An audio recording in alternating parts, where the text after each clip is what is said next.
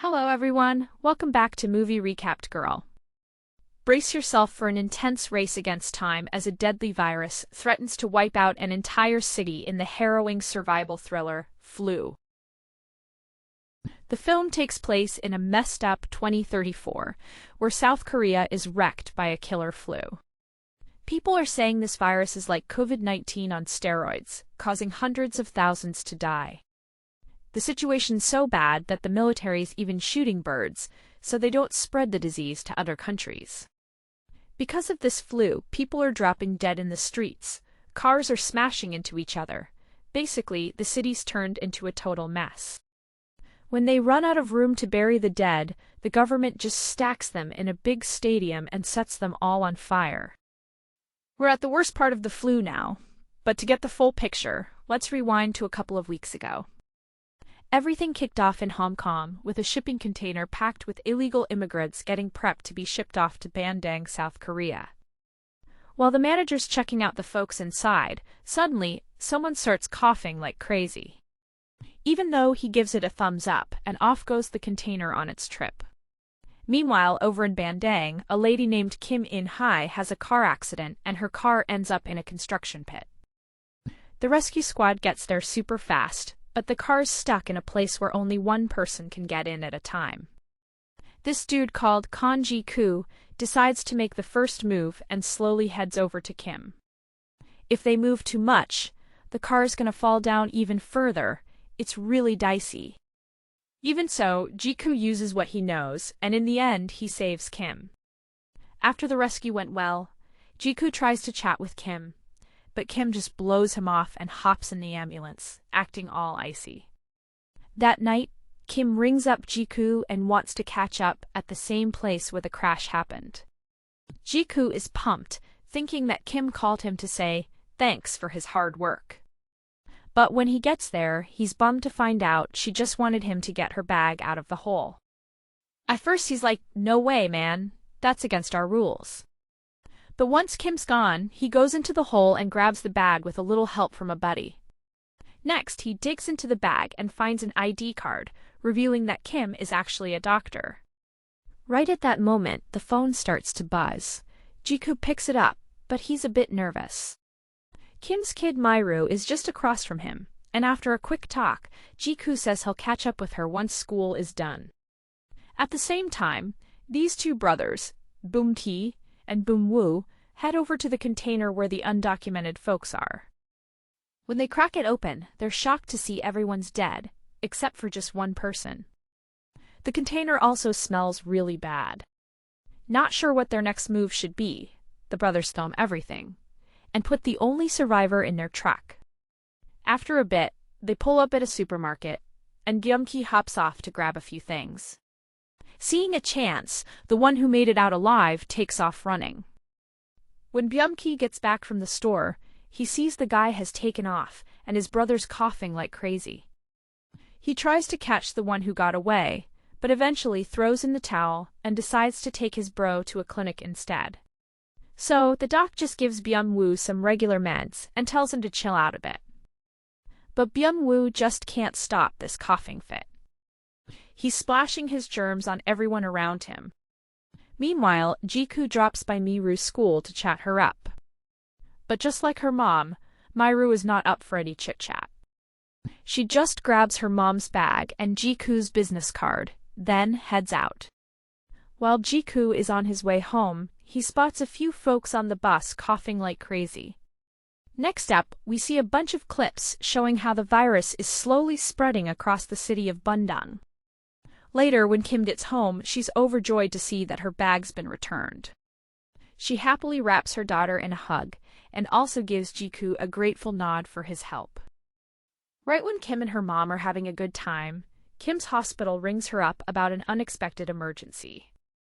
With no other choices, she has to leave Myru with her grandma. When Kim gets to the hospital, she sees that everyone's freaked out.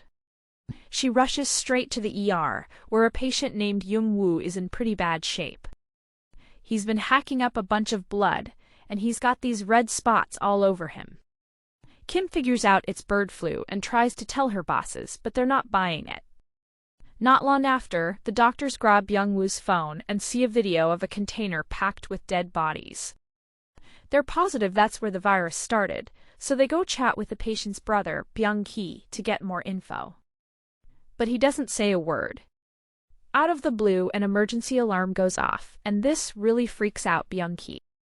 Even though the doc told him not to, he pushed past everyone and ran into the ER. But he was too late. His brother was already gone. Feeling crushed, he hugs his brother and ends up getting his hands all bloody.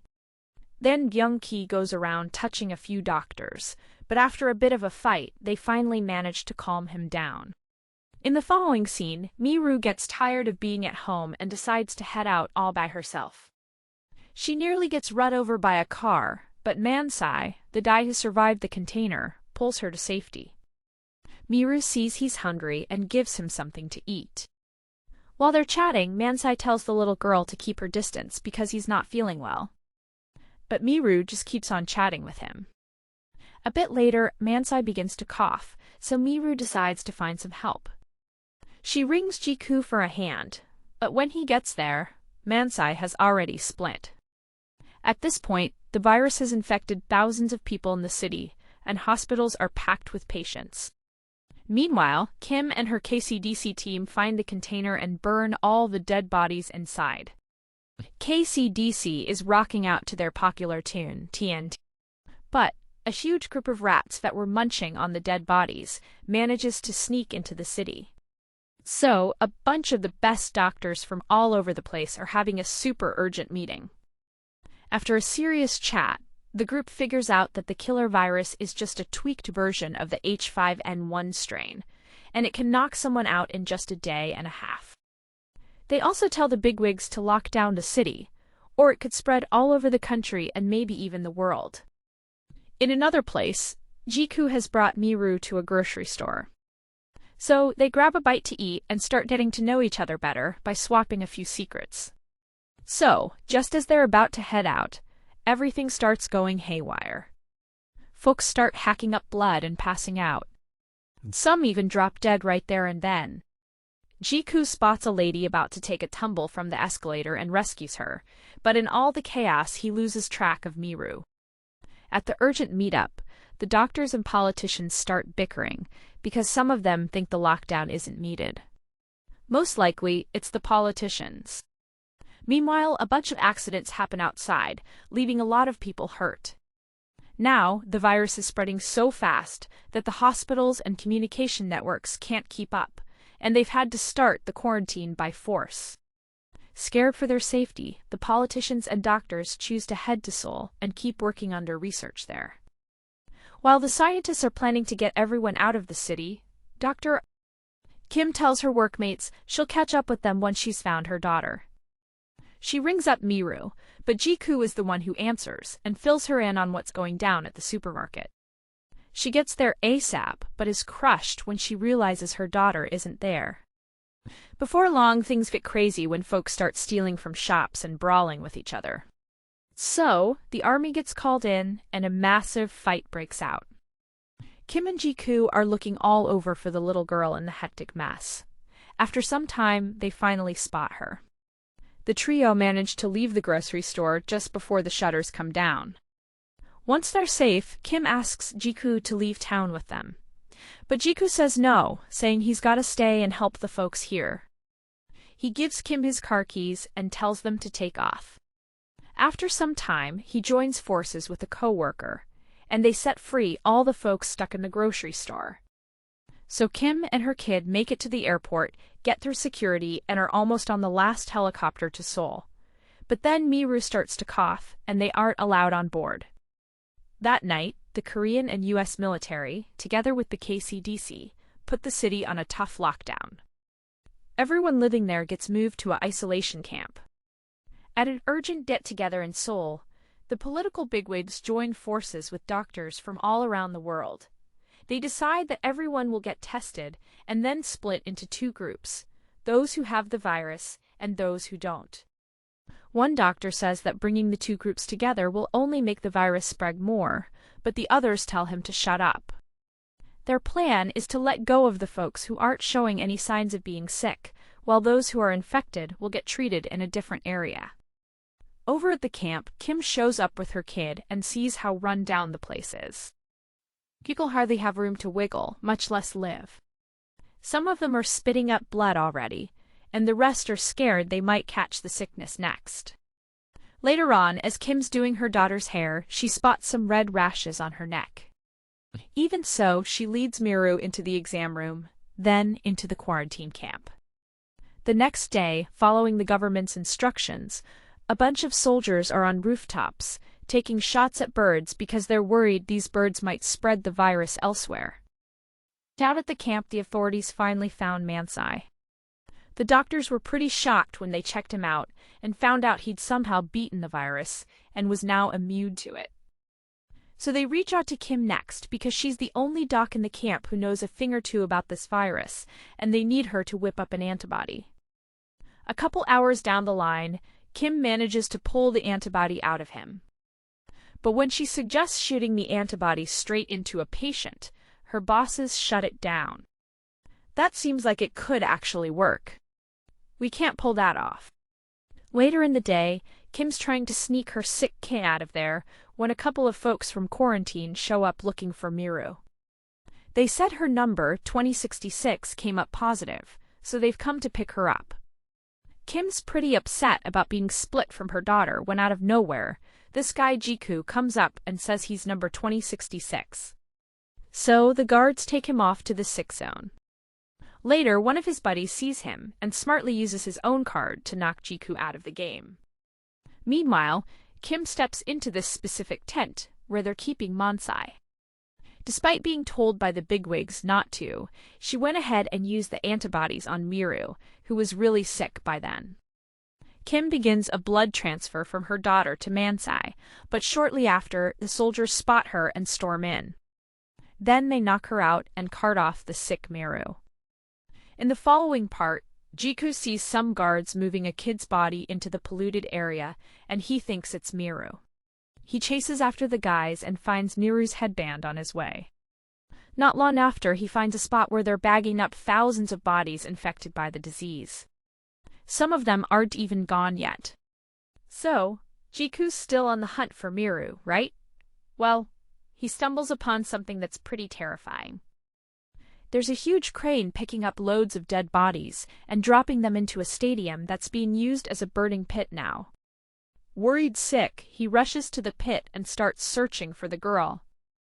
While a big fire is roasting the corpses, Jiku hears a phone ringing out of the blue and figures out it's Miru's. He hurries over to the spot and at last finds the young girl, covered in plastic, but luckily, she's still breathing. Meanwhile, things are really heating up in the quarantine camp. When a cop shoots a sick soldier dead, all hell breaks loose, and everyone bolts from the camp. As they're leaving, they spot Jiku pulling Miru out of a burning heap of bodies. They figure out that they're burning the infected ones while they're still alive. Since there was a big scene, the doctors chose to ditch that spot and carry on with their study about Mansai somewhere else. They want Kim to come with them, but she says no, because she needs to search for her daughter. As they're leaving, Gemki spots Mansai and gets his revenge for his brother's death by stabbing him, which kills him. Meanwhile, Kim is frantically looking for her daughter all over the camp, but she's nowhere to be found. So she ends up leaving with the medics, even though she really doesn't want to. Back in Seoul, the president sees the city of Bandang totally losing it. This dude, Schneider from the UN, is always on his case to get rid of the infected before they cross the border. Even so, he tells the army to chill until they come up with an antibody. Schneider and the VP aren't thrilled about the choice made, but they choose to hang tight for the antibody. Sadly, everything goes downhill when Mansai kicks the bucket in the ambulance, and just like that, their chances of making an antibody die with him. When the VP gets wind of this, he quietly tells the military to keep the angry folks from crossing into Seoul. Even though a bunch of innocent people get killed in the gunfight, Jiku manages to get out of there with Miru, who started to perk up a bit by now. She can even talk, which suggests that the antibody did its job on her. Meanwhile, Kim's trying to get to her daughter, but some soldiers with guns stop her. She keeps saying her kid has the cure, so a soldier takes her back to base to chat with the president. This guy on the street overhears Jiku talking about Miru having the antibody, so he starts chasing them. When she's by herself, he leads her to a separate room and attempts to draw her blood. Luckily, Jiku shows up with his buddy, and they all get into a hardcore brawl. Finally, Jiku takes down the guy, but his best buddy gets seriously hurt in the brawl. Meanwhile, Kim has a chat with the president, letting him know that her daughter's all better now from the virus, and might even have the cure in her. When the president hears this, he tells his troops to stop shooting, but Schneider doesn't buy it, and tells them to keep firing. After some time, Kim gets to the border, and when she spots Miru in the crowd of infected people, she bolts towards her. Sadly, when she tries to cross the boundary with her daughter, she's shot because Schneider ordered it. But before the soldiers can cause more harm, Miru steps in front of her mom and keeps telling the guys not to shoot. This makes everyone, even the soldiers, feel good inside, so they all step aside. Even those who caught the virus feel a new surge of hope and start booking it towards the border. On the flip side, when Schneider notices the soldiers aren't shooting, he totally chickens out and calls for an airstrike.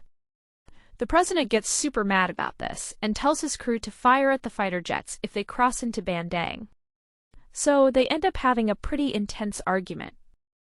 But finally, Schneider gives up. Once the threat is out of the way, the president hops on TV and promises everyone that he's going to find a cure and do whatever it takes to keep his people safe. In the final part, Miru gets sent off to Seoul to make a vaccine, and Kim and Jiku decide to hang back. The movie wraps up with a news reporter saying that the vaccine works and the folks in Bandang are gonna get it first. Of course, it's a group of wealthy white Americans.